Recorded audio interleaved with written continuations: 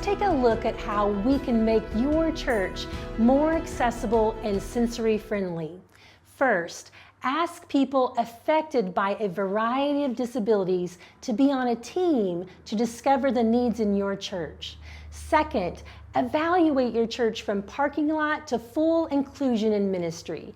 Consider using a wheelchair or a walker to navigate your church and experience how accessible it is firsthand. This can really be an eye-opening experience. As an occupational therapy student, I had to do this as an exercise, and I will never forget it. Third, remove the barriers that limit accessibility in all areas and provide accommodations and support to anyone that needs it. I want to encourage you to get help from professionals as needed. I am an occupational therapist and I'm available for consultation to churches at overcomerministries.com. Here are some ideas to help you get started. Start with meeting the needs of the people already in your church family. Talk to them and ask them, how can we help you grow in your relationship with God? And how can we help you use your gifts and talents to serve in ministry? These are some areas to be sure to consider. Start with the entrance. How accessible is your parking lot? Are there curb cuts and ramps? Are the doorways wide enough? Do you have automatic door openers, or is it easy to push the door open and close? Is the door threshold smooth and low? Look at the foyers and hallways. Is your church loud, bright, or crowded? This can be overwhelming and even painful for people with sensory hypersensitivities. Sensory overload can keep people from ever entering your church. Here are some tips. Be sensitive to bright colors, lights, and busy patterns on the floors, ceilings, or walls, which can be overstimulating and visually distracting and disorienting. Consider providing sensory tools near the entrance, like inexpensive noise-reducing headphones, quiet fidgets, and alternative seating like wiggle seats for anyone to use. Provide a quiet, non-crowded entrance as an alternative to the main entrance. Train greeters how to be sensory friendly. You can use our free training videos at overcomerministries.com. Have clear signs to help people know where the basic things are, and don't forget to have the signs in Braille too. Let's look at the sanctuary. Are there options of seating with armrests for those that have difficulty sitting and rising from a chair? This was a barrier for my own father with Parkinson's disease. Provide areas for wheelchairs in various parts of the sanctuary so people can sit wherever they want. Provide seating options in the back of the room so a person can have their back to the wall. This helps people with PTSD and those with a hypersensitivity to touch. Does anyone need a sign language interpreter, captions, or hearing loop? Does the room echo? Is there noise from another area or irritating noise like the buzz of fluorescent lights? Have you considered the baptismal? Is your baptismal accessible? Truthfully, they rarely are, but here's some ideas. Use an accessible pool that has a ramp or a wheelchair lift. Use a lake with a boat ramp. Carry the baptism candidate into the water, sports hero style. Don't forget the stage. Everyone needs access to the stage for ministry and special programs. Provide handrails, a ramp, or a lift onto the stage. Let's think about classrooms.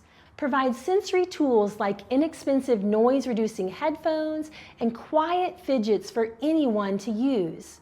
Make sure to offer alternative seating to allow for extra movement. For example, provide wiggle seats, wobble stools, office chairs, gliders, tall tables, or a counter to stand at. Are the tables and chairs the proper height for the people of varying heights and abilities? It is hard for anyone to sit still in a chair when their feet are dangling. Check for correct table height for a person using a wheelchair.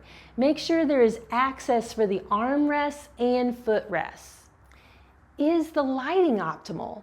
A person with low vision or light sensitivity may need accommodations such as lamps or light covers.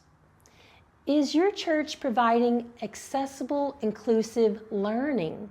Is information taught in a variety of ways? A response is encouraged in multiple formats, such as written, typed, spoken, or drawn. Is multisensory learning and teaching encouraged? Universal design benefits everyone, and this is also true for learning. We have a free video course on our website all about universal design for learning and how to make the gospel accessible. Now it's time to go to the bathroom. Check out the bathroom. Make sure to have accessible bathroom stalls, grab bars, accessible sinks, and soap dispensers. Provide a family bathroom to allow for ease and privacy in assisting someone. If at all possible, have an adult changing table to provide necessary support and dignity. Have at least one quiet bathroom without a sensor toilet or loud hand dryers for those with auditory sensitivity.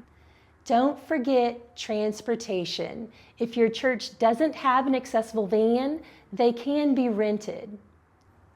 Playgrounds are another area that is sometimes forgotten. Check out our video on accessible and sensory-friendly playgrounds in this series. Have you ever been to a party where you knew the host thought especially of you? Maybe they made sure you had plenty of room to park, gave you the most comfortable seat in the house, prepared your favorite food, or made sure to avoid food you can't eat. Being thought of, wanted, and prepared for makes me feel loved. It reminds me of Luke 14, verses 21 through 23, when Jesus says in the parable of the great banquet, "Go out quickly to the streets and lanes of the city, and bring in the poor and crippled and blind and lame." And the servant said, "Sir, what you have commanded has been done, and still there is room." And the master said to the servant, "Go out to the highways and hedges and compel people to come in, that my house may be filled." Let's fill the house. I want to encourage you. We can be accessible and sensory friendly. We can help everyone feel welcome, wanted, and included in church and ministry. There is a lot of free help on our website on how to create a sensory-friendly church, how to use basic sensory tools, and ways to be accessible. Gather your team and let's get started. I'm Charla, your friendly OT, and I'm glad to help you with any questions you may have about making your church accessible and sensory-friendly.